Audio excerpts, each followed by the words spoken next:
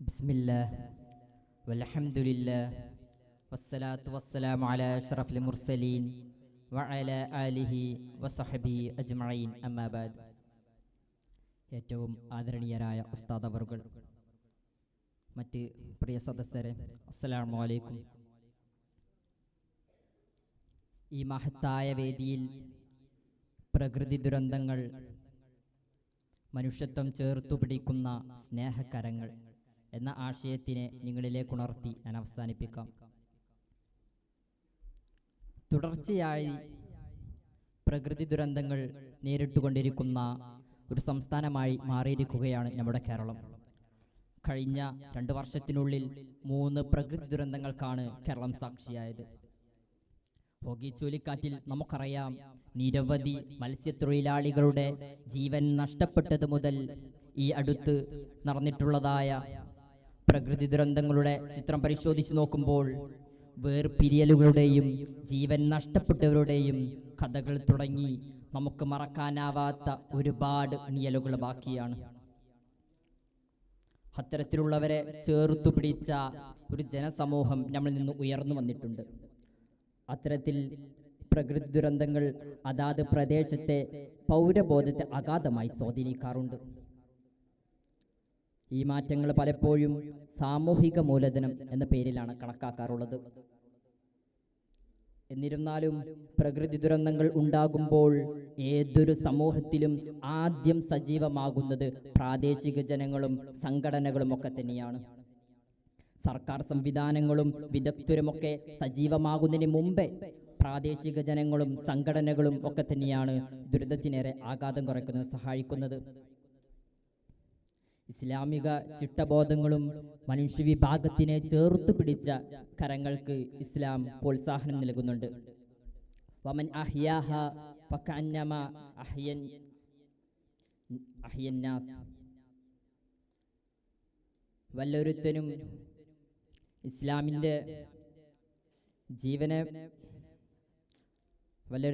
ജീവന്റെ പൊലിയുന്ന ജീവനെ രക്ഷിക്കുകയാണെങ്കിൽ ലോകാകമാനമുള്ള മനുഷ്യരുടെ ജീവന് സഹായകമായവനെ പോലെയാണ്.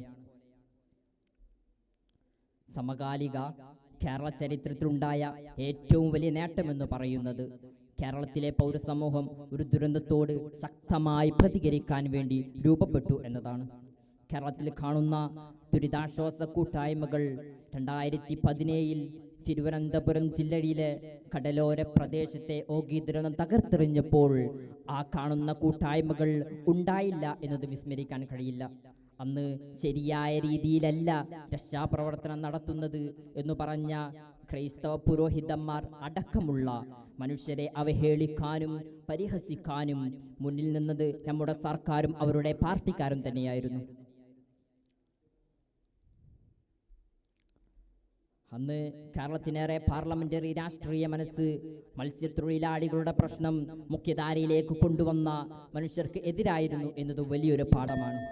എന്നാൽ 6 മാസത്തിന് ശേഷമുണ്ടായ വെള്ളപ്പൊക്കത്തിൽ ഇതേ മത്സ്യത്തൊഴിലാളികൾ കടലിനേറെ പൊതുപൗരബോധത്തിലേക്ക് രക്ഷാപ്രവർത്തകരായി കടന്നു വന്നപ്പോൾ ഇതിന്റെ പ്രത്യുത്തരം ഏറ്റെടുക്കാൻ കേരളം മത്സരിച്ചു.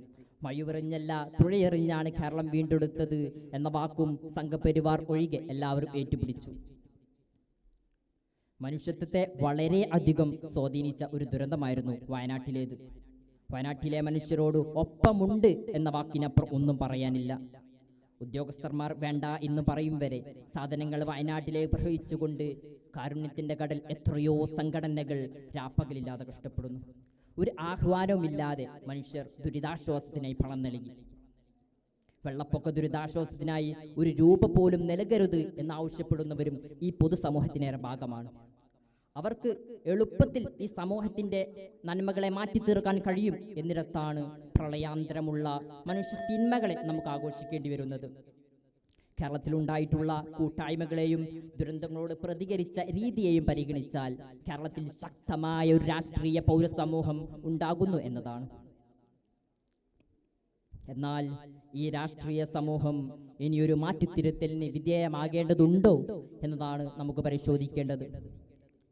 ഒരു സുഗമമായ അന്തരീക്ഷത്തിലേക്ക് ചുവടുവെക്കാൻ നമ്മുടെ ജന്മദേശങ്ങൾക്ക് സാധിക്കട്ടെ എന്ന പ്രാർത്ഥനയോടെ ഞാൻ ഉപസംഹരിക്കുന്നു. അസ്സലാമു അലൈക്കും.